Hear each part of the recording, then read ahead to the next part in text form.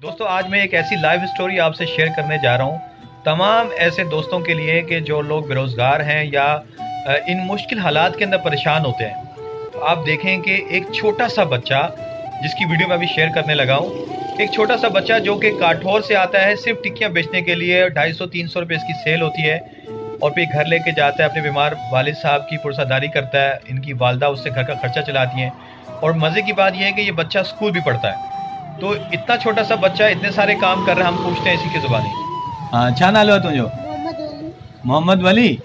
Putter हे जेको टिक्की जेको आहे हे काथो तूं खणी आयो आहे? काठौर सां? गुलशन हदीद। त कीअं तूं पैदल ईंदो आहे? अच्छा, पोइ हे तूं टिक्की खपाइण सुबुह स्कूल पढ़ंदो आहे तूं? कहिड़े महिल निकिरंदो हुतां? अच्छा, वालिद साहब काथे आहे तुंहिंजो? बीमार आहे? सही आहे। हाणे तुंहिंजी बि तबियत सही नथो लॻे। हे घणी सेल थींदी आहे हिन टिकियुनि सां?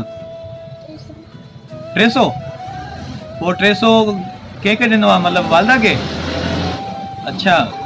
वीडियो दिखाने का मकसद सिर्फ इतना था कि ऐसे जितने अफराद हैं कि जो इस वक्त के हालात की वजह से परेशान हो जाते हैं, तो इस छोटे से बच्चे से आप देखेंगे इसमें कितनी हिम्मत है कि काठौर से पैदल आता है और सुबह स्कूल पढ़ता है। उसके बाद इसकी वालदा ये टिक्कियाँ बनाती है, देती है कि जाके सेल करे और उनका घर का जो है गुजर बसर हो।